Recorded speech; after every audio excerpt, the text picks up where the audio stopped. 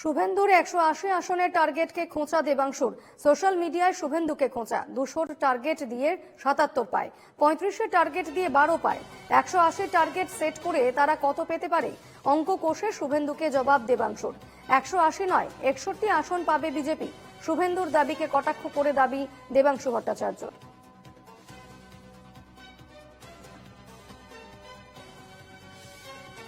আমাদের সঙ্গে এই মুহূর্তে টেলিফোনে রয়েছেন প্রতিনিধি রণজয় মুখোপাধ্যায়। রণজয়, শুভেন্দু যে বক্তব্য রেখেছিলেন যে 180 আসনের টার্গেট তিনি বেঁধে দিয়েছিলেন, সেই তার মন্তব্যকে এবার খোঁচা দিচ্ছেন দেবাংশু ভট্টাচার্য, কিভাবে দেখছো? দেখো, আজকে দেবাংশু ভট্টাচার্য যে পোস্ট করেছেন তৃণমূল কংগ্রেসের আইটি সেলের সভাপতি, সেটা কিন্তু যথেষ্ট উল্লেখযোগ্য। শুভেন্দু অধিকারী তিনি বলেছিলেন যে 180 আসন হয়, এবং সেখান থেকে দেবাংশু বলেছেন যে আগের যে টার্গেট গুলো বিজেপির তরফ থেকে করা হয়েছিল সেই টার্গেটের কাছাকাছিও বিজেপি যায়নি, এবং সেই জায়গায় রীতিমতো পার্টিগুলির যে নিষেধ বসে দেবাংশু দেখিয়েছেন। দেবাংশু জানিয়েছেন যে 200 বেশি টার্গেট নেওয়া হয়েছিল বিজেপির তরফে, এবং সেখানে 200 থেকে টার্গেট করে তারা মাত্র 77 আসন পেয়েছিল, এবং 35-এর টার্গেট পেয়েছিল, এবং সেখান থেকে লোকসভা নির্বাচনে তাদের 12টি আসনেই সামনে হয়েছিল।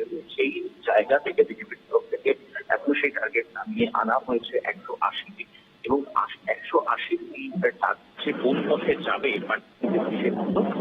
সেই সামনে এনেছেন তৃণমূল কংগ্রেসের আইটি সেলের প্রধান দেবাংশু ভট্টাচার্য।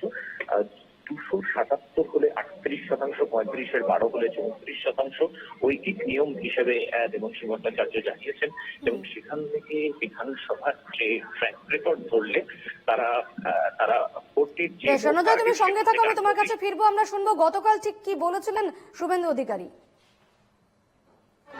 আসন নরেন্দ্র মোদীজিকে দিয়েছেন, শপথ নিন আমরা দেব 16, রাজ্যে হব 180 অন্তত, এবং মমতাকে প্রাক্তন করব।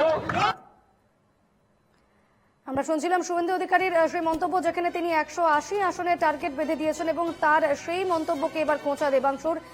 দেবাংশু বলছেন সোশ্যাল মিডিয়ায়, তিনি বলছেন যে 200 টার্গেট নিয়ে 77 পায়, 35-এর টার্গেট নিয়ে 12 পায়, ফলে 180 টার্গেট সেট করে তারা কত পেতে পারে? অঙ্ক কষে রীতিমতো শুভেন্দু অধিকারীকে জবাব দেবাংশু। আমাদের সঙ্গে ছিলেন প্রতিনিধি রণজয় মুখোপাধ্যায়। রণজয়, তোমাকে ধন্যবাদ।